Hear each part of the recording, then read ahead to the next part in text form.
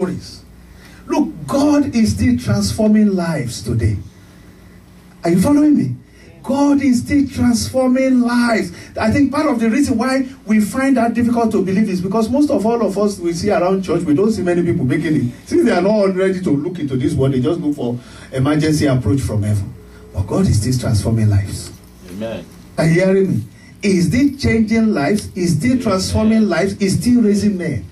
And I pray you'll be among those he will raise in this season. But you see, it takes your personal decision with it. Your personal commitment goes with it. Are you following me? Your personal commitment goes with it. Some of those things look tough. I remember some years back, I think that was 1999. One pastor, I was with a church organization. I already sensed ahead that this guy is going to do, because there is an issue if you find out winners. When you take over a station from me, if I pass, in winners we transfer pastors, we bring pastors. Most of them have problems. Most, not all.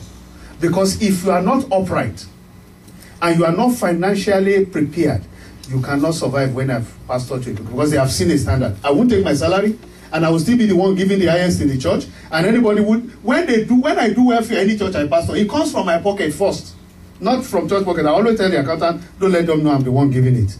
Just give them.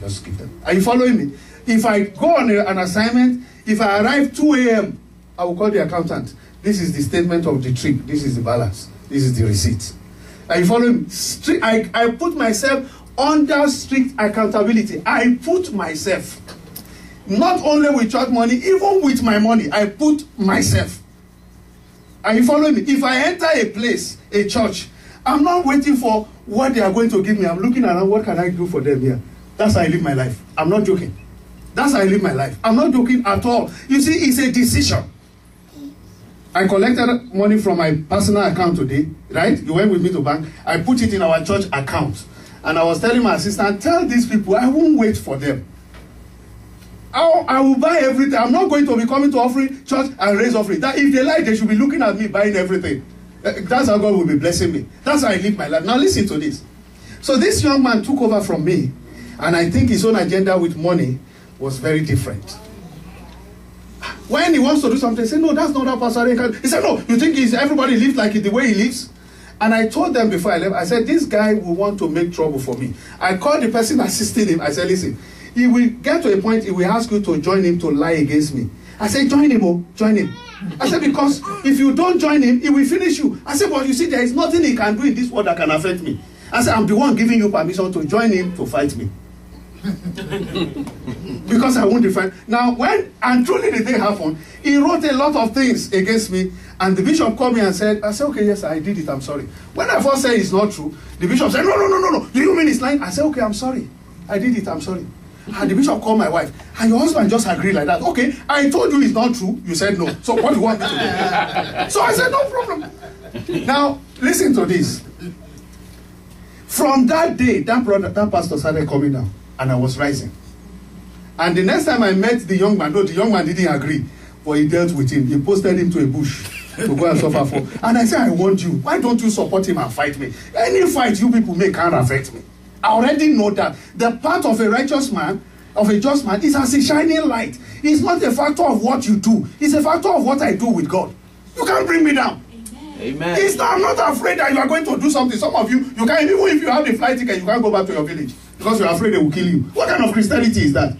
I'm not afraid that you are going to do something. My life is with God. And this is what I'm telling you. There is what you take. The waters made him great.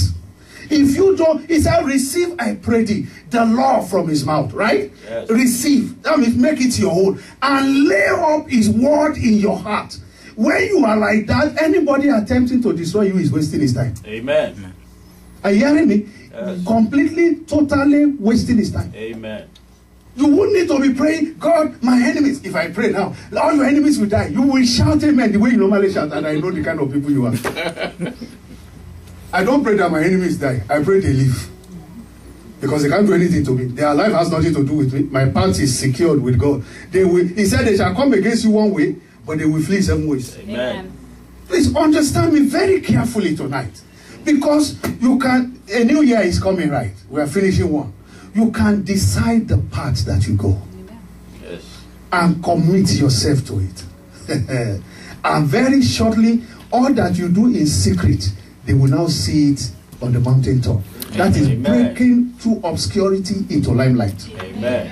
It's not just I come and then the church has its own ministry. The church keeps doing that. But then you bring yourself to a point. You've had many years ago, Bishop Adeyinka, those early days in Nigeria, in the late 70s and early 80s, most young ministers, they feel they have to run to America so that they can connect with all this ministry going. And you want to hear the truth, most of them who left that time lost their ministries. They are still tied down to America now, driving cab and doing security guard. People who have been great ministers in Nigeria. And he said he himself wanted to go to America to go learn. But God helped him because he has enough ears to hear God. And God said to him, the things you seek come from above, not from abroad. You know, we call America abroad. Is that what you call it in all the villages you come from too? He said they come from above, but not from abroad. You don't have to go to any other country to meet with me. God is the same everywhere.